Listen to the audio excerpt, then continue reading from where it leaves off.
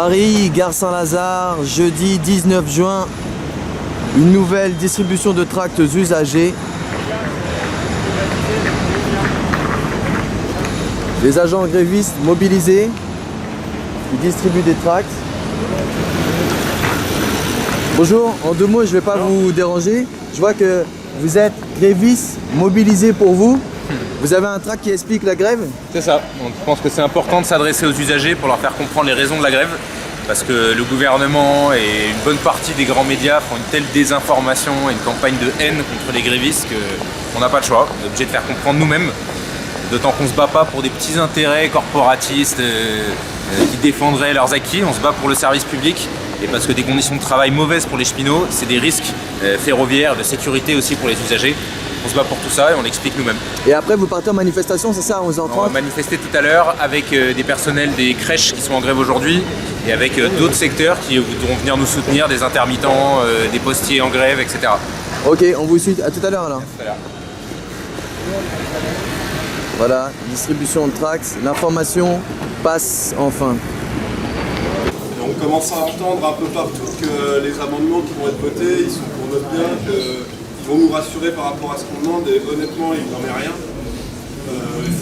C'est pas passionnant, mais je vous invite vraiment à regarder, là, il a dit justement FCP la nuit, les mecs ils sont très peu à l'Assemblée, aussi bien à droite qu'à gauche. Et honnêtement, quand on voit la tête des mecs de l'UMP, quand ils votent les amendements qui sont censés nous sécuriser, ils n'ont pas l'air paniqués du tout. Ça ne les panique pas du tout de faire qu'est-ce qui prévoit ces amendements. C'est un comité central d'entreprise au niveau du groupe. Donc, sinon, le fait que les négociations salariales se font au niveau du groupe et aussi que la feuille de paye sera gérée au niveau du groupe également. Donc en gros, pour le moment, si on se fait un peu enfler au niveau de la feuille de paye, ce qui peut nous rassurer, c'est que ça sera au niveau du groupe. Tout le monde prendra. Donc pour le moment, tout ça, on va entendre un peu, et encore plus demain, je pense que c'est des amendements qui sont faits pour nous, que ça, il faut être rassuré par ça et il ne faut pas y croire une seule seconde. Et à l'Assemblée, c'est pour ça qu'ils sont très peu, c'est que personne ne sent le danger dans ce qui est voté. Et on peut prendre l'exemple de ce qui s'est passé à l'étranger, il y a plein de pays qui ont vécu exactement la même réforme qu'on vit aujourd'hui.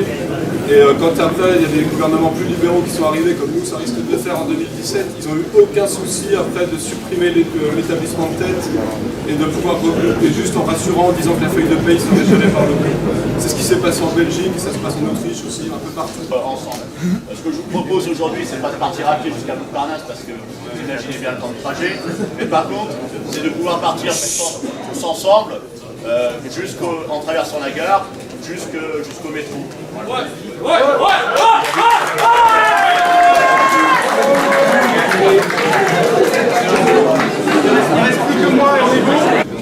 Assemblée générale, jeudi 19 juin. Les compteurs sont désignés.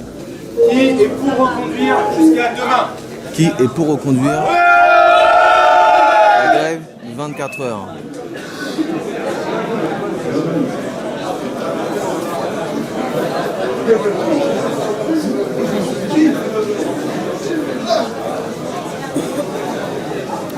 On a 181 pour reconduire.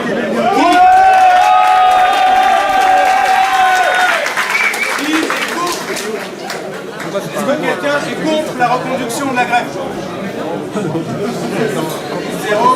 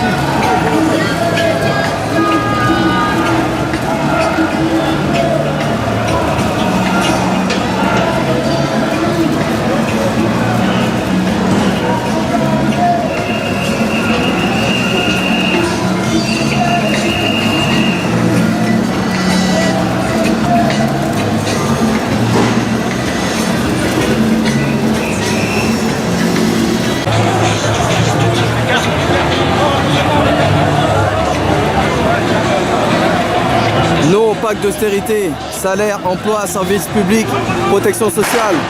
Le capitalisme déraille. Les syndicats FO, CGT, Sudrail, tous unis dans la bataille.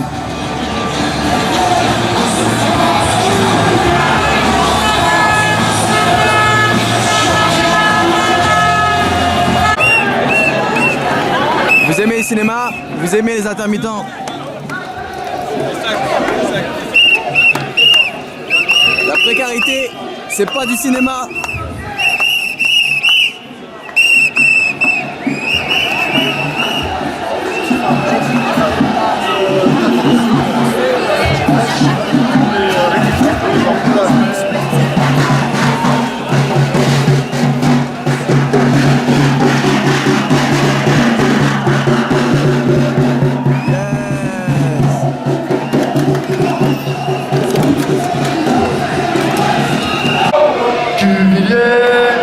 Si tu savais, ta réforme où on se la met. Au cul. Retrait de la réforme. Cuvillier, si tu savais, ta réforme. Cuvillier, si tu savais, ta réforme où on se la met. Aucune hésitation. Retrait de la réforme. Cuvillier.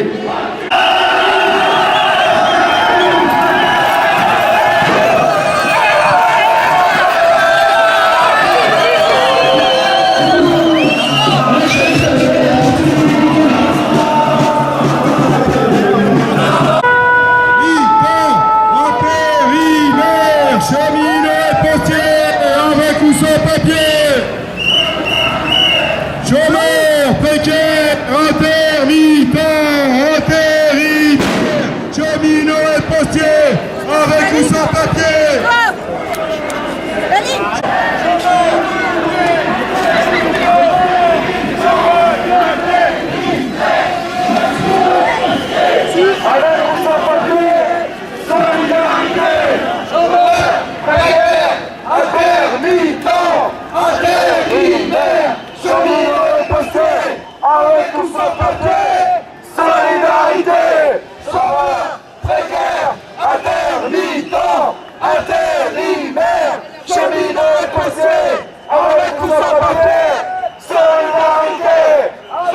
Bonjour, qu'est-ce que vous faites là? Vous êtes de la Poste? Oui, exactement, ouais. Qu'est-ce qui se passe? On est en grève depuis 30 jours contre 22 suppressions d'emplois.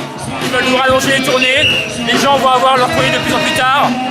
Alors bon, c'est la cata sur le bureau. Donc, En grève depuis combien de jours? 30 jours. 30 jours et vous n'êtes pas payé? Non. Donc là, ils vont retirer 10 jours sur la paye du mois de juin. Et après, ça va encore être égrainé sur les payes suivantes. Donc, Bon courage. merci.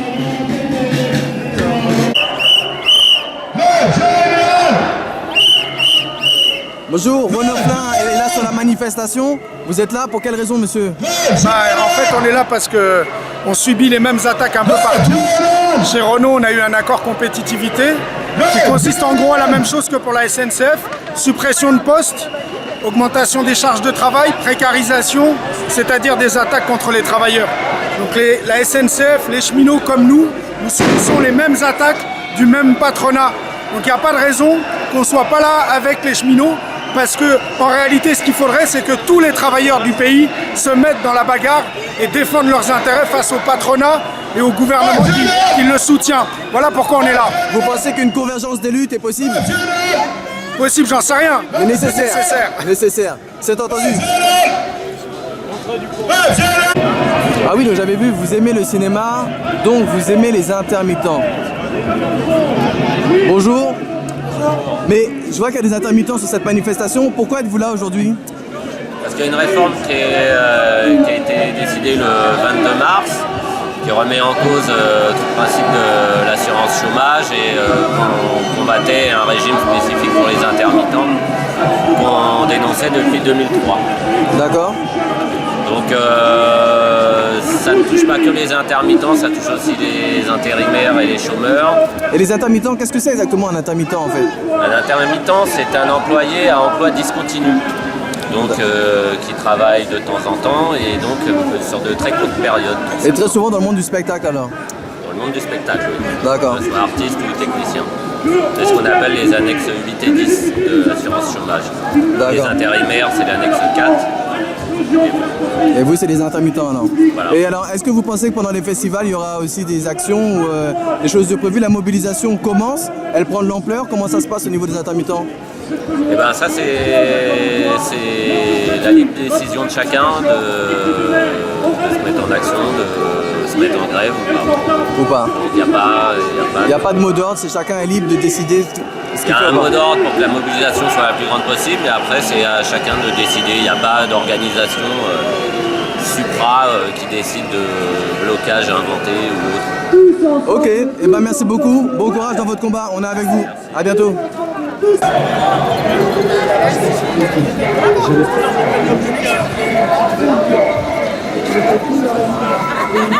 Opprimé, décris-toi, récris-toi. Bonjour monsieur. Bonjour. Pourquoi ça? Je comprends pas exactement. Bon, on est une maison d'édition associative, ABC Édition. ABC, ça veut dire A, bienvenue clandestin. Nous sommes pour les droits de tous, tout ce qui est reconnu universellement, le droit à l'alimentation, le droit à l'éducation, le droit à la santé, tous ces droits qui sont refusés à bien des peuples, alors notamment les peuples autochtones. Mais alors justement, je vous ai croisé, si je me souviens bien, sur une manifestation pour le Brésil.